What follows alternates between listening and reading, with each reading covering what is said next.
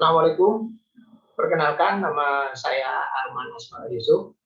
Saat ini saya bertugas di salah satu proyek bisnis unit Perumnas Prekes selaku pimpinan proyek di Perumnas Prekes Parayasa.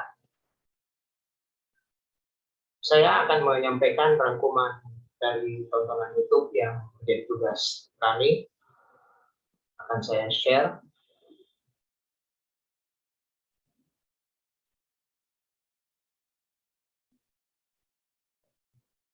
Dalam rangkuman video YouTube ini, saya bagi jadi 4, yaitu gambaran umum, laporan keuangan, analisis laporan keuangan, serta elemen-elemen dalam laporan keuangan.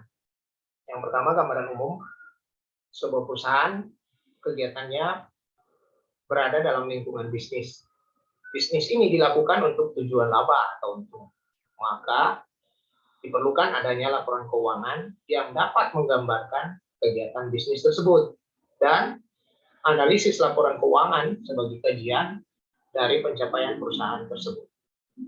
Dalam bisnis dikenal beberapa istilah dengan alur dimulai dari ada investor atau pemilik melakukan investasi untuk mendapatkan laba dengan mengelola arus kas sesuai pengaturan pendanaan, pertumbuhan, serta aturan yang berlaku.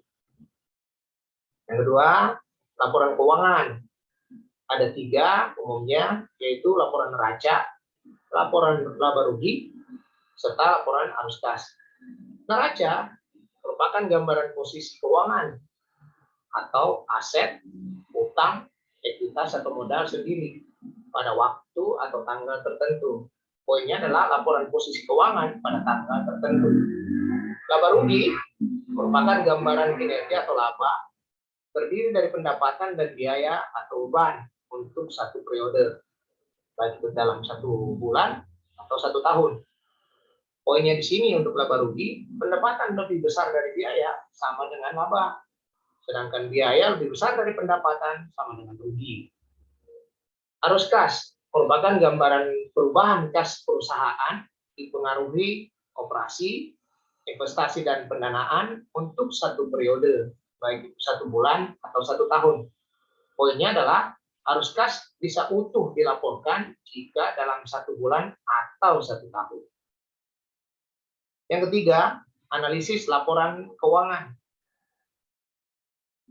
Analisis laporan keuangan secara global bisa dalam proporsi berupa persentase, keterkaitan, perbandingan-perbandingan, dan untuk laporan keuangan ke depan atau proyeksi. Seperti apa?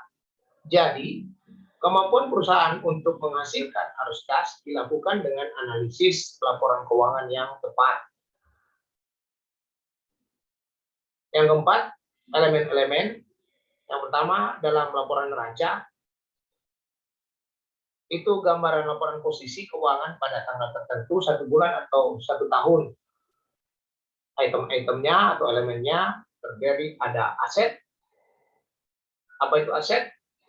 Bisa berupa kas dan bank, piutang usaha, persediaan, tanah, bangunan, peralatan, paten, dan atau hak cipta.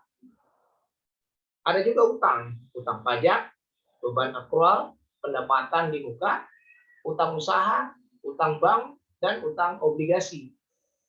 Ada pula ekuitas, adalah pemenuhan yang harus ada, seperti modal, distor, dan agio saham. Ini adalah asal dari pemilik. Sedangkan saldo, laba, dan cadangan, ini asal dari bisnis. Kemudian elemen dalam laporan laba rugi, poinnya laba rugi itu sederhananya adalah pendapatan lebih besar dari biaya, maka dia laba. Sedangkan biaya lebih besar dari pendapatan, itu dia rugi. Elemennya ada beberapa, di antaranya istilah pendapatan, penjualan sales, revenues, yang sudah terdelivery ke pelanggan secara konsep dasar akrual. Ada beban pokok pendapatan, berupa beban atas barang, COGS, ini juga salah satu istilah. Kemudian penggunaan. Ada laba kotor, yaitu pada tahap awal pada tahap awal laba, persentase atau persen. Kemudian ada beban usaha atau operasi, yaitu penjualan, umum, administrasi. Ada pula laba usaha dari kegiatan utama, ini yang terbesar. Dan ada pendapatan lain-lain yang nilainya kecil. Ada pajak, ada laba bersih. Laba bersih itu laba terakhir, total laba atau yang terdiri dari utama plus tambahan. Laba bersih juga untuk investor. Yang ketiga, elemen yang dimaksud pada laporan arus kas. Untuk laporan arus kas berupa gambaran perubahan kas.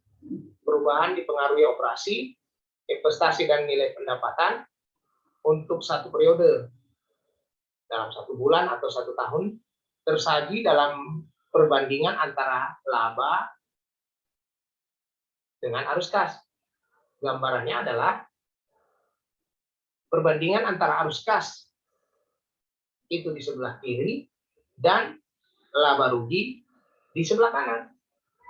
Pada tampilan laporan, umumnya arus kas terdiri dari kas masuk dan kas keluar. Sedangkan laba rugi terdiri dari pendapatan dan biaya.